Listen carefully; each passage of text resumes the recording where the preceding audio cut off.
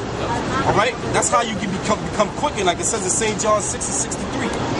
That's how you become mortified. By mortifying, that's how you become mortified or disciplined.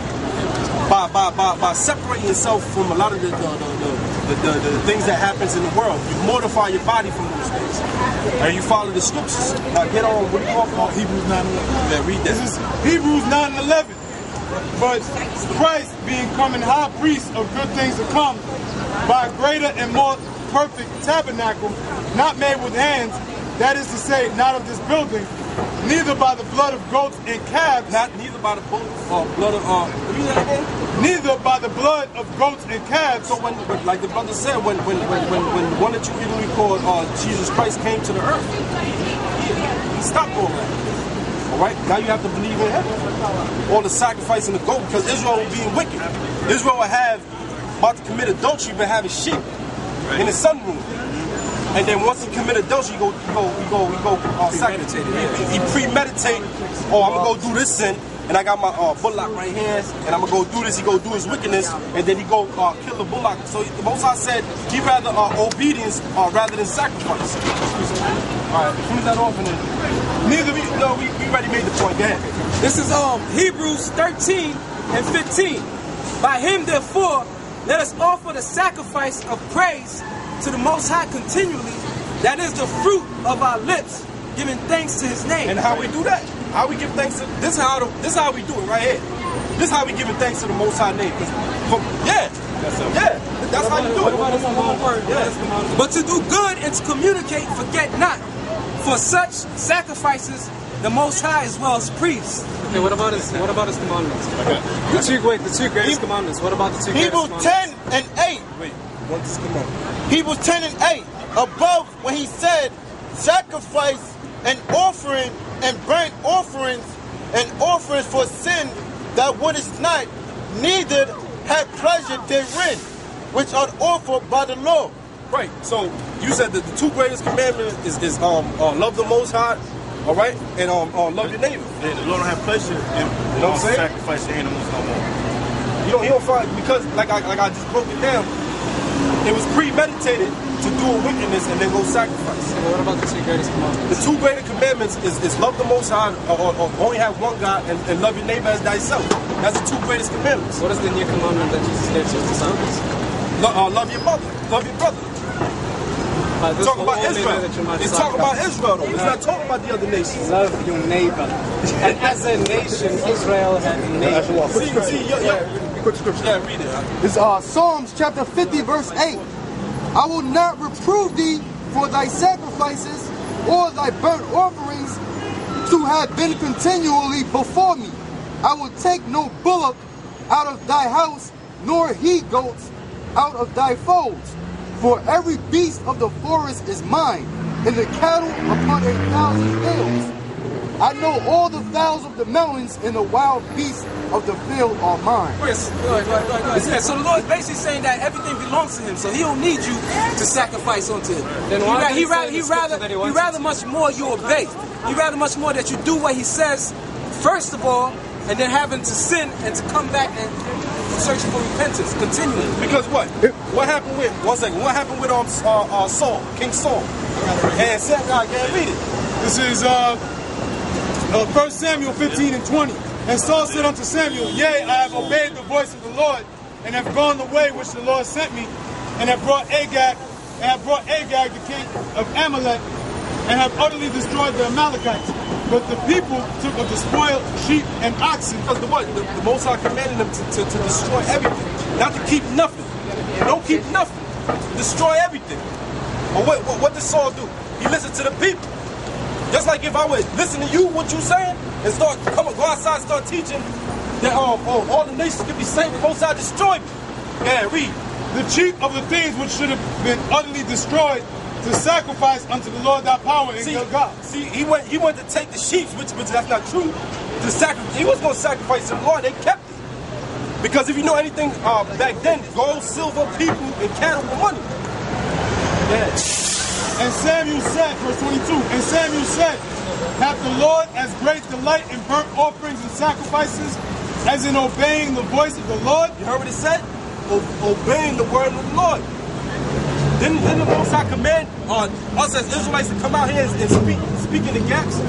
Where's that in Ezekiel? Yeah, exactly. Yeah.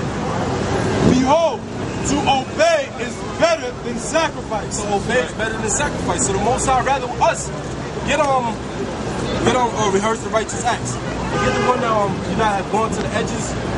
To the gaps. Yeah. And to hearken than the fat of rams. Right. So the Most High not pleased with no sacrifices no more.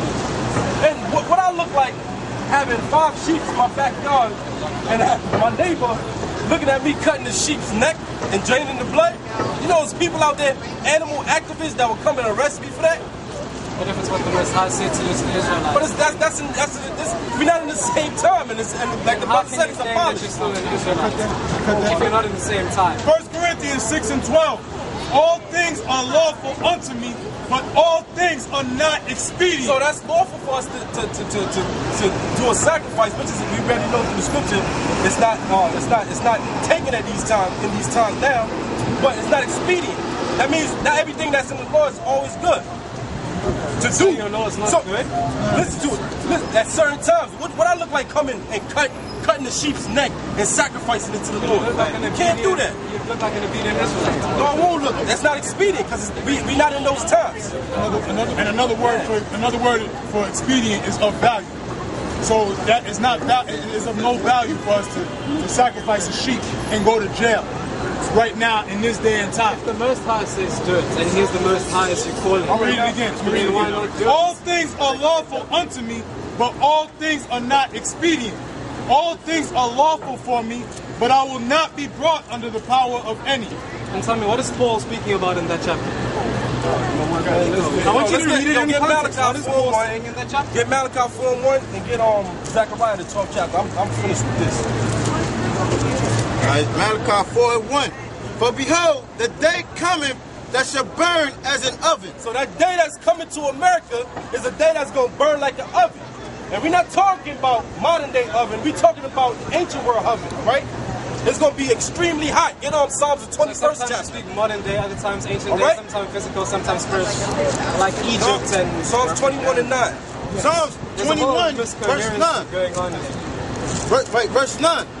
Thou shalt make them as a fiery oven. So the Most High is going to make America as a fiery oven. In Third World War, when America decides to go into Iran, all right, and they start shooting these missiles off, it go over here in America, it's going to be likened to a oven. All right, you're going to get burnt up. Now, when you hear about a lake of fire in the scriptures, it's talking about what? It's talking about that Third World War. It's talking about death and destruction. All right, people want to find love and all this. He said he come not to bring peace, but a sword. All right, America is going to be destroyed soon. All right, very soon. Your money already ain't worth shit. America's a ticking time bomb, man. The time of that clock is ticking very shortly, man. All right, keep continuing Malachi. Malachi 4:1. For behold, the day cometh that shall burn as an oven. That day coming that shall burn as an oven. Yeah. And all the proud. Yeah, and all the proud. And who's the most proudest here in America? The so-called white man. And his alliance. So-called African man. All right? Chinese man. Japanese man. Can I say something? Are the most proudest people over here in America, man. Can I say something?